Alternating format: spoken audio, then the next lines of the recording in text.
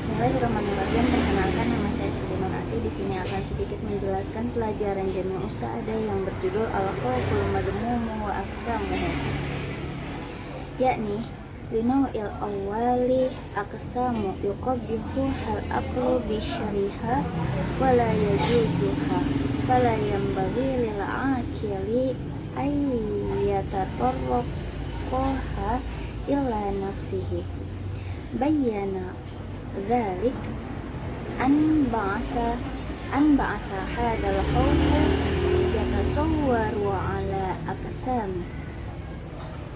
Jadi pada jenis yang pertama, dari pembagian buruknya pemikiran terhadap ketakutan secara keseluruhan, dan ini tidak diperbolehkan untuk melakukannya, maka seharusnya bagi orang yang berakal itu tidak memperlakukan dirinya seperti itu.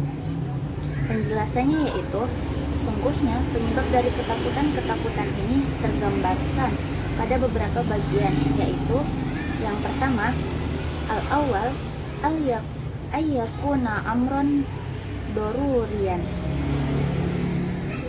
lazimul wuqu'i walam yakun dafa'uhu fi muqaddaratil basyari wala raiba fi annal khawfa min mithlihi khata'un mahdun wala yatarattabu alaihi fa'idatun sawa ta'jilu an uqubatun biswadihi an tadbiri masalihah wal dunyawiyah wa diniyah wal akilu la yatarrafu ala nafsihi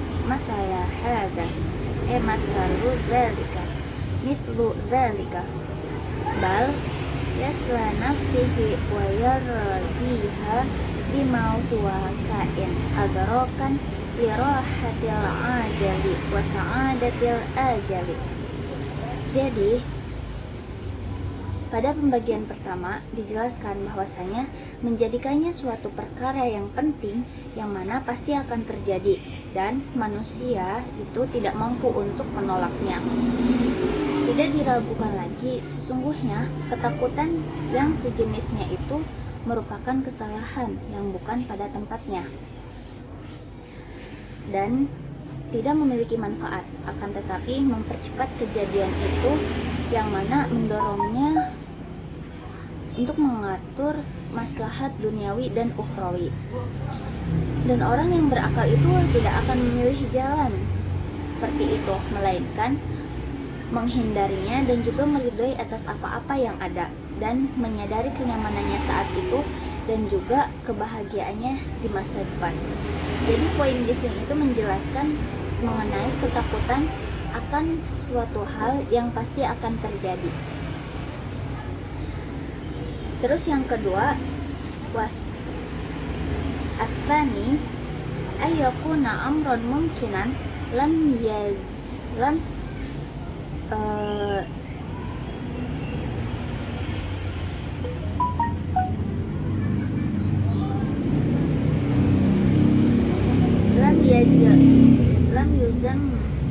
yujzamu bi syai'in min tarfihi wa lam yakun li hadha syasi madkhuliyah fi wuqu'ihi wala raiba fi annal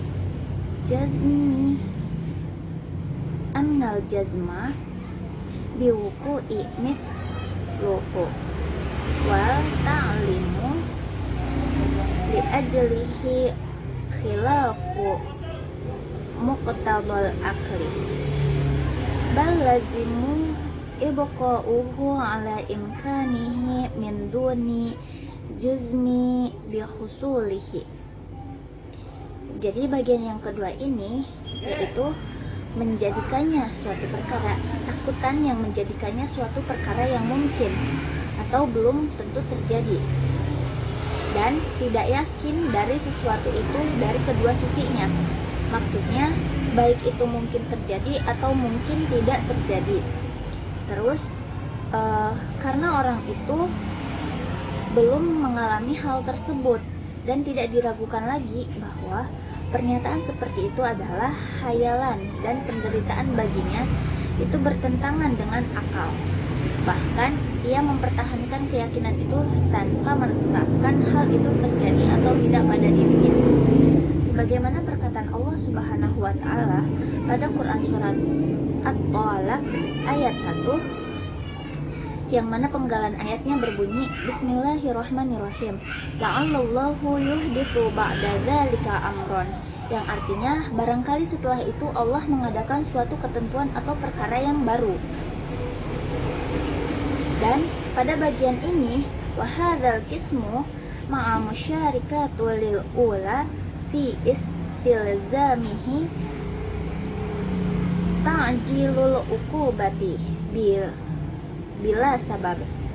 Jadi pada bagian ini tuh berserikat dengan partisipasinya yang pertama, yang mana menjadi keharusan dalam mempercepat akibat tanpa sebab, karena tidak ada ikhtiar di dalamnya. Li adami madkhuliyati la ikhtiyarihi fihi. Jadi tidak ada ikhtiar di dalamnya. Terus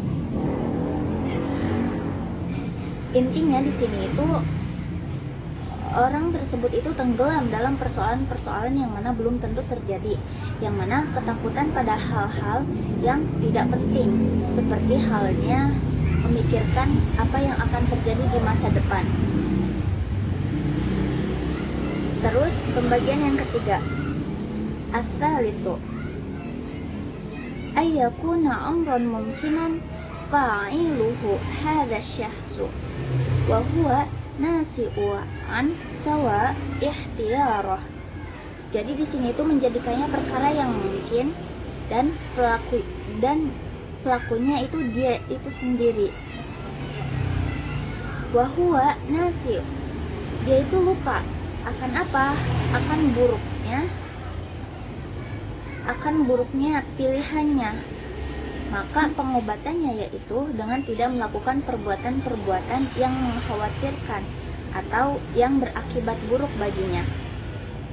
Dan tidak diragukan lagi bahwasanya hal seperti itu bertentangan dengan hukum akal. Contohnya di sini itu seperti suatu prasangka-prasangka yang mana itu belum tentu terjadi.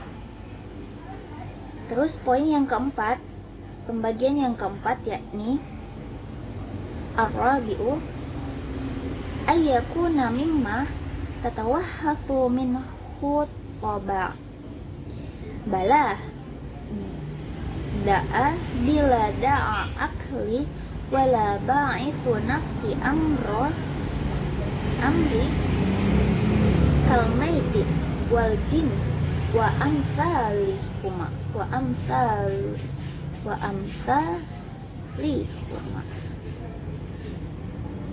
Jadi di sini itu pembagian yang keempat itu ketakutan yang menjadikannya takut akan sesuatu karakter yang sebenarnya itu tidak ada, diam atau liar, seperti sesuatu yang tidak memberikan efek. Contohnya itu seperti hantu, kuburan, mayit, jin, atau sejenisnya.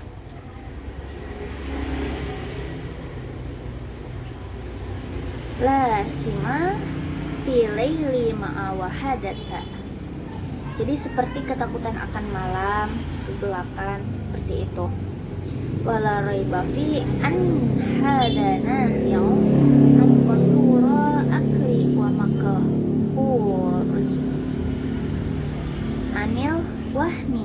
anil wahmiyah.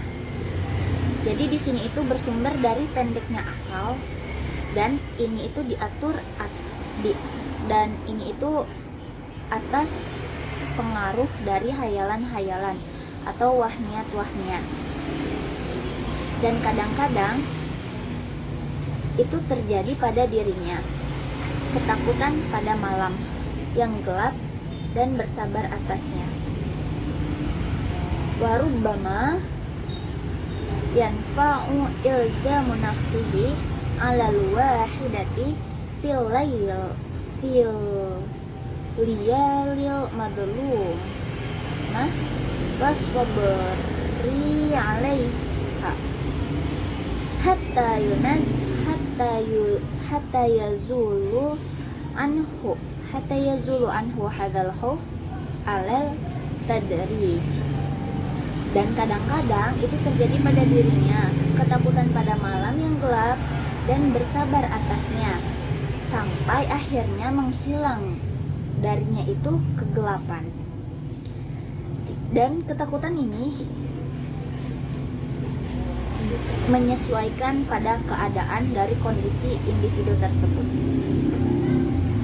Kemudian di sini juga dijelaskan,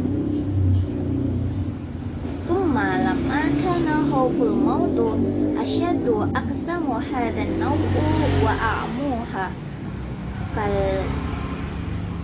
fala nashra ila alajihi bi khususihi fanaqulu ba'ath khauful mauti yahtamilu amran." Kemudian di sini juga dijelaskan bahwasanya ketakutan terhadap mati itu persoalan yang paling penting. Maka kita akan mempelajari cara mengobatinya. Maka dikatakan di sini ketakutan terhadap kematian itu mengandung beberapa hal. Al-awwal, yang pertama, tasawwuru kana udzatuhu bil kulliyati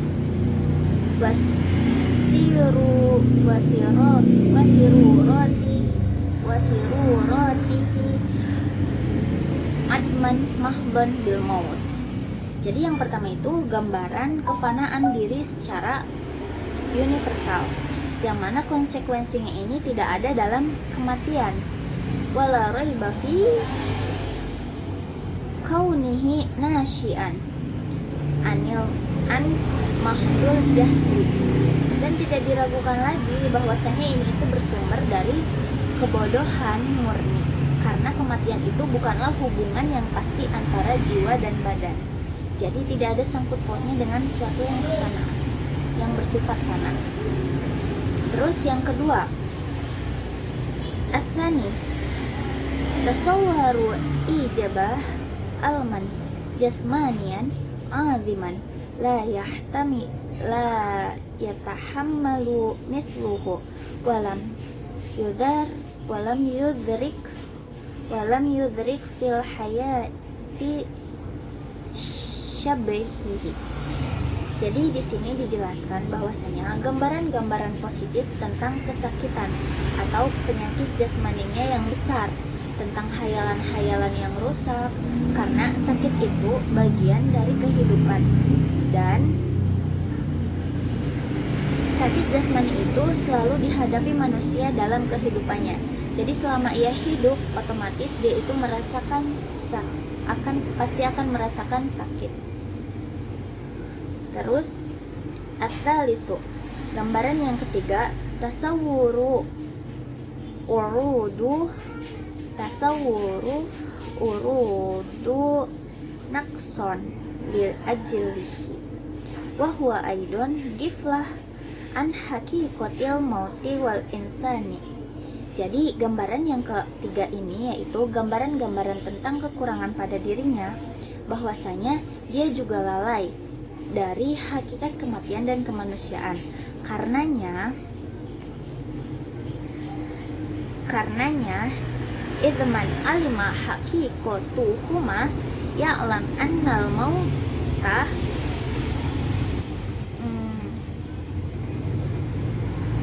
ni tamamul insaniya wa athariha. Jadi apabila barang siapa yang mengetahui hakikat dari keduanya, yaitu hakikat kematian dan juga hakikat kemanusiaan, maka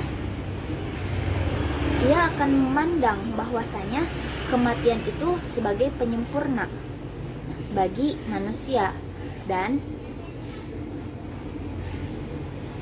kematian itu bagian dari pembebasan atau akhir dari manusia. Maka di sini juga ada istilah yang dikatakan wala dzaqala au ilalah hukma, yakni al-insanu hayyun natikun ma'itun. Jadi di sini itu dikatakan bahwasanya manusia itu hidup, berpikir dan juga mati. Nah, ketiga itu adalah hal yang pasti dan tidak perlu ditakutkan. Terus pembahasan yang keempat yaitu pembagian yang keempat, su'ubatu qat'un ala qatihi min auladin minal aulad wal amwal wal munasib wal ahbab. Oh, jadi di sini itu pembagian yang keempat yaitu ketakutan atas ketergantungan dengan ikatan antara anak-anak, harta dan juga orang-orang yang dicintainya. Maka itu bukan dari ketakutan itu sendiri, akan tetapi itu adalah ketakutan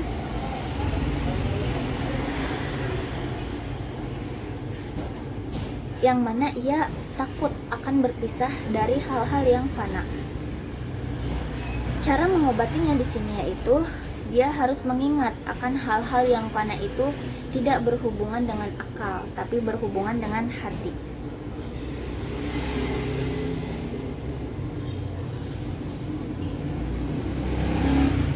Wa alaja ayatadzakkar annal umur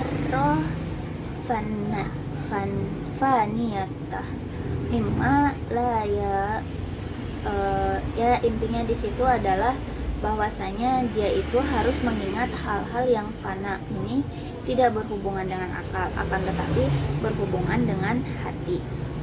Terus pembahasan yang kelima yaitu pembagian yang kelima, gambaran-gambaran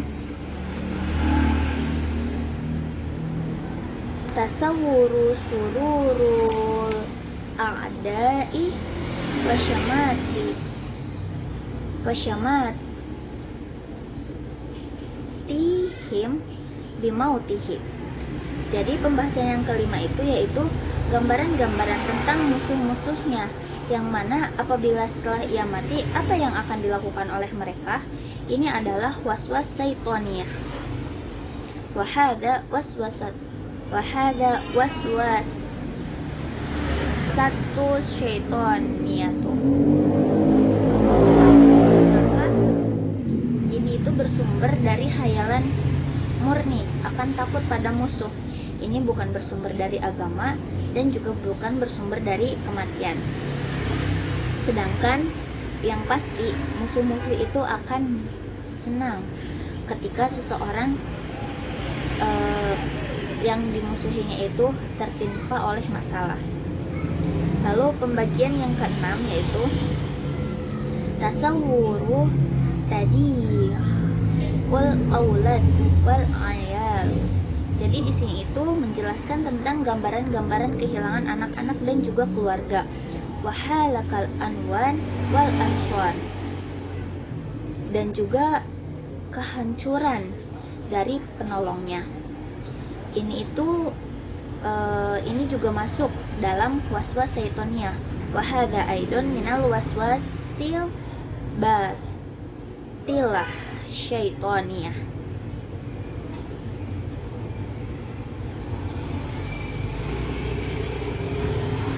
Wal khawatari alfasadatil nafsaniyah.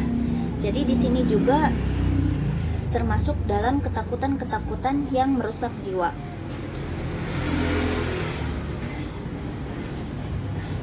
Dan ini pun bersumber dari kebodohan dan ketidaktahuan terhadap keputusan dan ketetapan Allah Subhanahu wa ta'ala.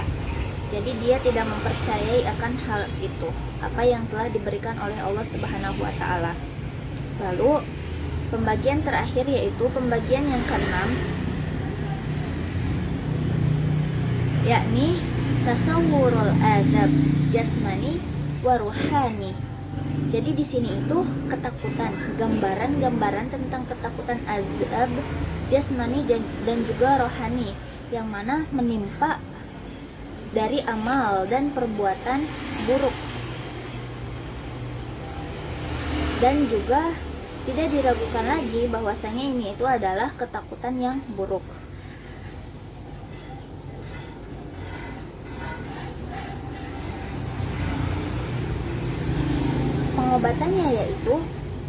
Pengobatan akan hal ini yaitu dia harus meninggalkan kesalahan-kesalahan dan melakukan ketaatan-ketaatan yang mana bersumber dari